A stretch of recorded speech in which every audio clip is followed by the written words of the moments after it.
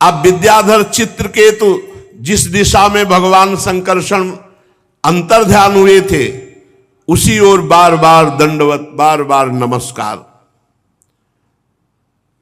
अब तो महायोगी हो गया चित्रकेतु, विद्याधरों का अधिपति और भगवान संकर्षण का कृपा पात्र। करोड़ों वर्षों तक सब प्रकार के संकल्पों को पूर्ण करने वाली सुमेर पर्वत की घाटियों में आनंद अब सिद्ध हो गया। बस यही त्रुटि है, सिद्ध होने के बाद भी खूब भजन में लगना चाहिए।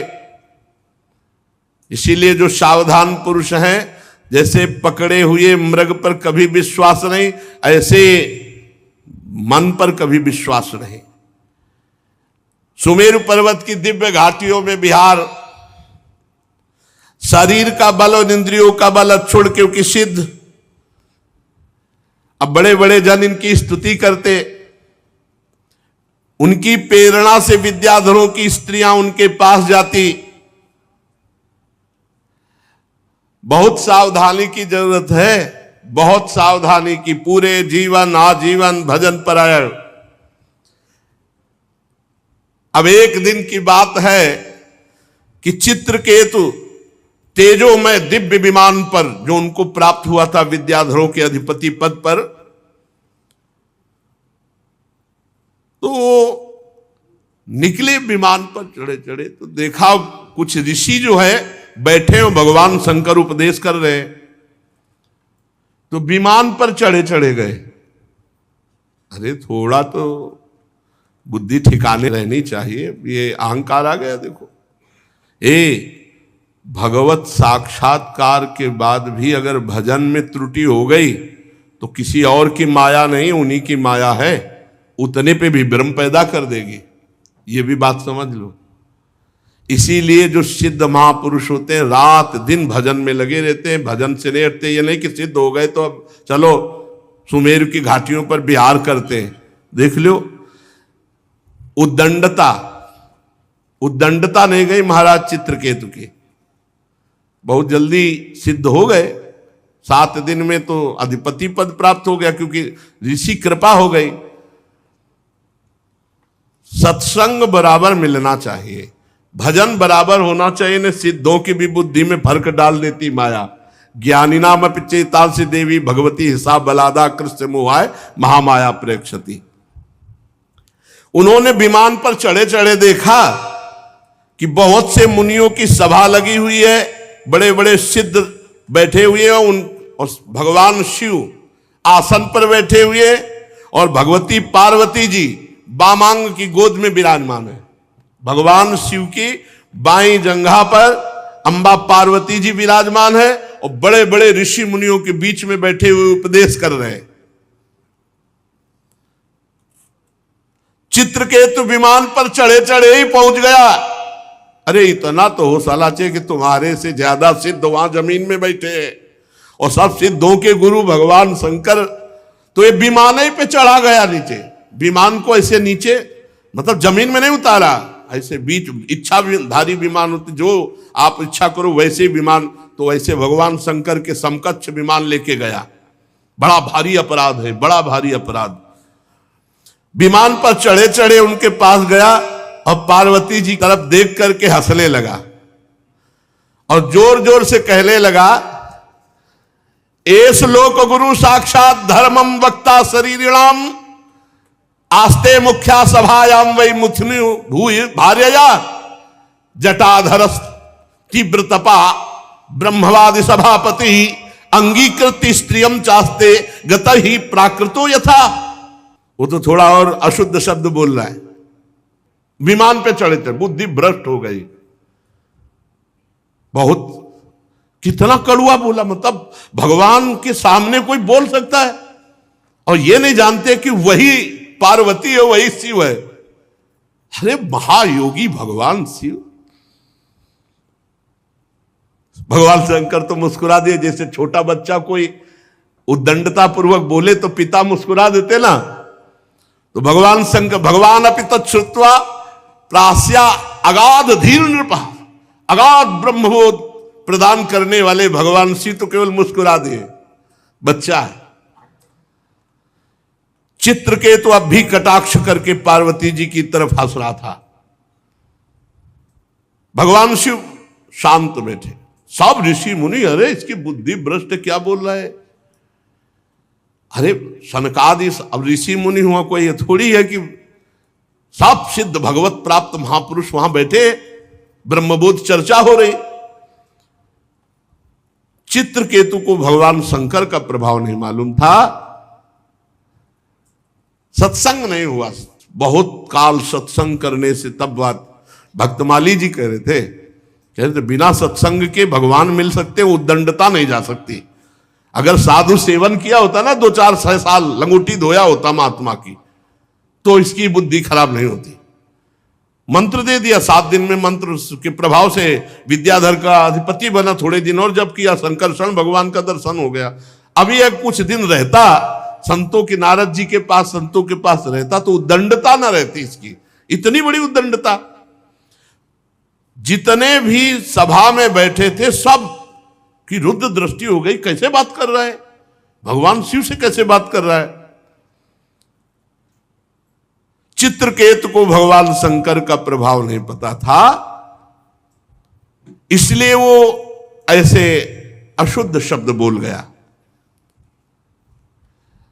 और उसको एक अहंकार हो गया। रुषाहा देवी दृष्टाय निर्जितात्माभिमानिने, उसको घमंड था कि मैं विद्याधरों का अधिपति हूं और मैंने संकर्षण भगवान का साक्षात्कार किया। ये बहुत ही आश्चर्य की बात है। इसीलिए सत्संग अनिवार्य है, कोई भी कितना भी बड़ा सत्संग अनिवार्य है। घमंड आ गया, घमंड ना होता तो भगवान शंकर को देख के साष्टांग दंडवत होता, विमान से कूद पड़ता। विमान पे चढ़े चढ़े वहां गया। पार्वती जी ने कहा, भगवान शिव तो कुछ नहीं बोले, और सभा में सबको रोष था, लेकिन सब मर्यादित, बिना शिव आज्ञा के कोई कुछ कह नहीं सकता। तो पार्वती जी बोले, अयम किम धुना लोके शास्ता दंड धरा प्रभु, हम जैसे निर्लज्जों को दंड देने वाले तुम भगवान हुए हो। वो मुझे नहीं पता था कि तुम हम जैसों को दंड देने वाले हो। निर्लज्ज शासन करने चला है।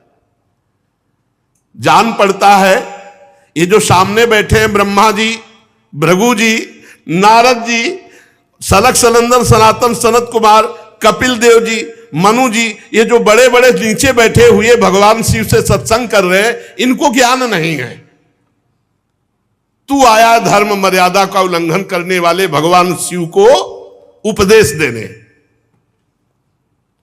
ये ब्रह्मादि महापुरुष बैठ करके चरणों की आराधना करके उपदेश सुन रहे हैं। उन्हीं मंगलों को मंगल बनाने वाले साक्षात जगत गुरु भगवान शंकर का अपमान करने वाले तू शासन करने आया है। तू किनके ऊपर शासन की चेष्टा कर रहा है? तू दंड का पात्र है। वो दंड माता जी ने कहा। तुझे घमंड हो गया है, दिखाई दे रहा है विमान में बैठा मूर्ख। भगवान श्री हरि के पावन चरण कमलों के सानिध्य में रहने लायक नहीं तू। जिनकी उपासना बड़े बड़े सत्पुरुष किया करते हैं, उनके सामने ऐसी उद्दंड भाषा। ए दुर्मते, जा, मैं साप देती हूं तो पाप में असुर योनि को प्राप्त हो। होश ठिकाने आ गए काल चित्रकेतु के, तत्काल होश ठिकाने। माता जी, दुष्ट, भगवान शिव पर शासन करने चला है। जा, आज के बाद किसी महापुरुष का अपराध करने की तेरी हिम्मत नहीं पड़ेगी। परीक्षित जे ही चित्रकेतु को शाप दिया, सो सारा घमंड का नशा उतरा, कूद पड़ा विमान से और सिर के बल भगवान और अंबा जी के चरणों, क्षमा करो क्षमा। ये बहुत विचित्र होता है पदाभिमान। बड़ा आश्चर्य है, संकर्षण भगवान का साक्षात्कार करने पर भी देखो दंडता। इसीलिए मोरे मन प्रभु अस विश्वासा, राम ते अधिक राम कर दासा। भगवान के दासों का निरंतर संग करे तो उद्दंडता खत्म हो जाएगी। भगवत साक्षात्कार होने पर भी उद्दंडता बनी रहती है। यदि सत्संग ना हो तो कहीं ना कहीं अक्रूर जी मणि लेकर काशी चले गए थे।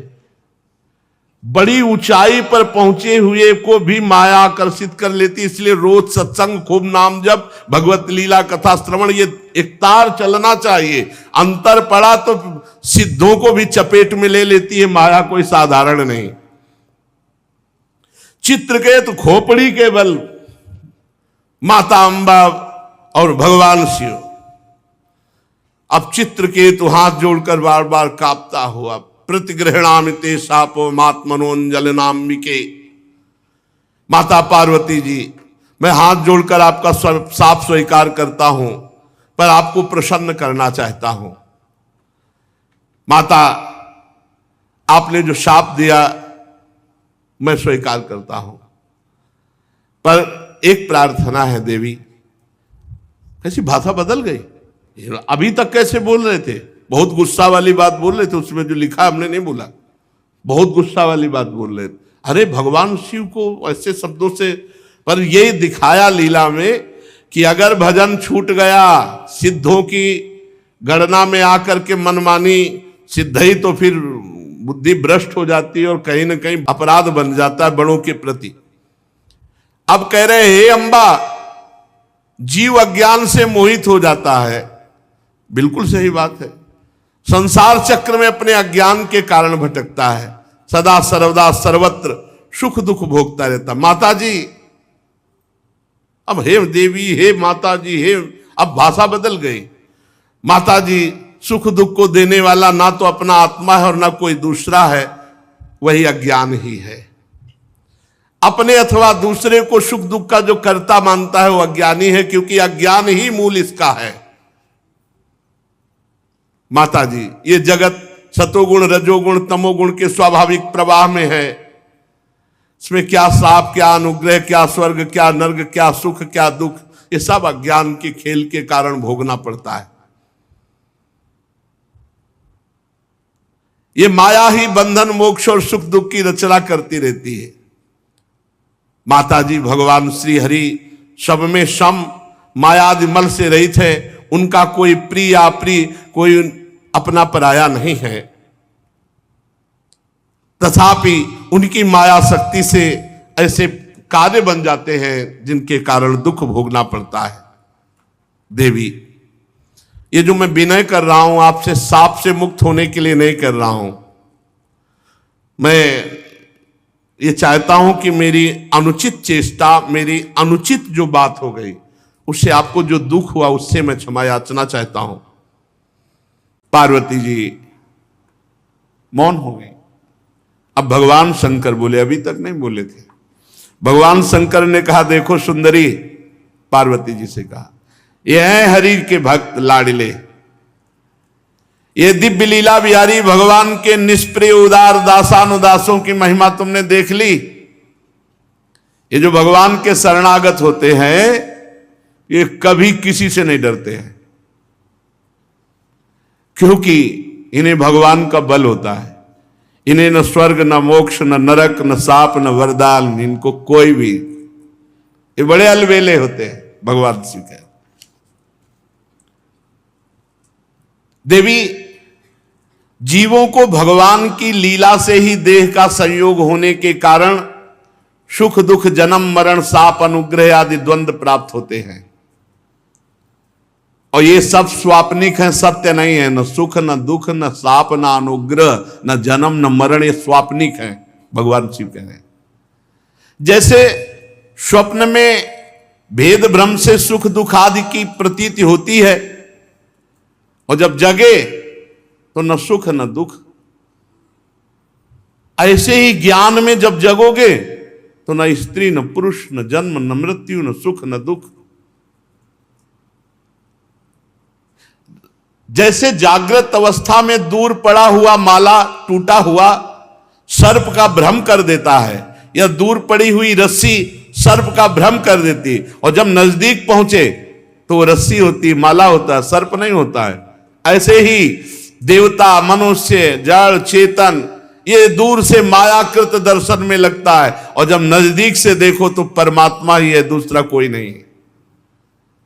जिनके पास ज्ञान नहीं है, संसार से वैराग्य नहीं है, भगवान श्री कृष्ण के चरणों में भक्ति नहीं है, वो इस जगत को सत्य मानकर इसी में हर्ष शोक राग द्वेष इसी में फंसे हैं। मैं महादेव, ब्रह्मा जी, सनक सनंदन सनातन सनत कुमार, नारद, ब्रह्मा जी के पुत्र भृगु और कुछ मुनि, ये भगवान की इशारे से उनकी लीला को समझते हैं, अन्यथा बड़े बड़े देवता भी नहीं भगवान की लीला को, रहस्य को, माया को नहीं जान पाते। ऐसी अवस्था में उनके नन्हे नन्हे अंश से बेचारे ये क्या भगवान की माया को जान पाएंगे। ये अपने को अलग ईश्वर मान बैठते हैं और भगवान से विमुख हो जाते हैं। हमारे प्रभु का ना कोई प्रिय है, ना कोई अप्रिय, ना कोई अपना है, ना पराया है। वो सबकी आत्मा है, सब प्राणियों के प्रीतम है। हे पार्वती, ये देखो भगवान का भक्त है चित्रकेतु, अनुचर है संकर्षण भगवान का। इसे मैं बहुत प्यार करता हूं, ये कितना भी अपमान करे क्योंकि श्री हरि का भक्त है। यह है महादेव। महादेव जी कह रहे हैं कितना भी उपद्रव करे इसे मैं बहुत प्यार करता हूं क्योंकि श्री हरि का भक्त है। इसलिए तुम्हें भगवान के प्यारे भक्त शांत समदर्शी महात्माओं के प्रति कभी आश्चर्य नहीं करना चाहिए और कभी क्रोध भी नहीं करना चाहिए कि विमान पर चढ़े चढ़े उद्दंडता पूर्वक ऐसा ऐसा बोल। ये भगवान के लाड़िले भक्त है, मैं इन्हें बहुत प्यार करता हूं, भगवान शिव ने कहा। भगवान शंकर की ये बात सुनकर के माता पार्वती जी की चित्त वृत्ति शांत हो गई। भगवान के परम प्रेमी भक्त चित्रकेतु जी माता पार्वती के शाप को स्वीकार किए। यह साधुता का लक्षण है। विद्याधर चित्रकेतु, अभी जो पीछे प्रसंग सुनाया गया वृत्तासुर का, वही त्वष्टा की दक्षिणाग्नि से पैदा हुए वृत्तासुर भयंकर बलशाली के रूप में चित्रकेतु जी जो पार्वती जी के शाप से ये आसुर भाव को प्राप्त हुए थे, इसीलिए इनका नाम यहां वृत्तासुर हुआ। और ये इस रूप में भी भगवान की भक्ति से परिपूर्ण रहे। देखो भगवान का भजन किसी भी योनि में जाओ कभी नहीं आपको छोड़ेगा। इसीलिए कहते नाम जप करो, नाम जप। 99 नाम जप करके अगर शरीर छूटा, अगला जन्म भी हुआ तो सब से शुरू होगा, 98 से नहीं।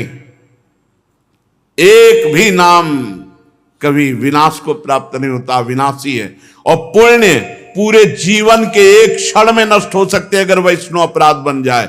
किए सुकृत बहुजन्म के क्षण में दारे खोए। परीक्षित पूछा था कि वृत्तासुर दैत्य योनि में जन्म लेकर भगवान की ऐसी निष्ठा को कैसे प्राप्त है। सो इसके पूर्व चरित्र को हमने सुनाया। ये महात्मा चित्रकेतु वृत्तासुर का जो पावन चरित्र सुनता है उसके पाप नष्ट हो जाते हैं और वो भगवान की भक्ति को प्राप्त होता है। जो पुरुष प्रातः काल उठकर श्रद्धा के साथ इस चरित्र का पाठ करता है उसे निश्चित भगवान की कृपा से परम गति होती है। अपने ब्रह्म मुहूर्त में होता है, 4:15 बजे ठीक ब्रह्म मुहूर्त का समय है। इसी समय से भगवत चरित्र होते हैं।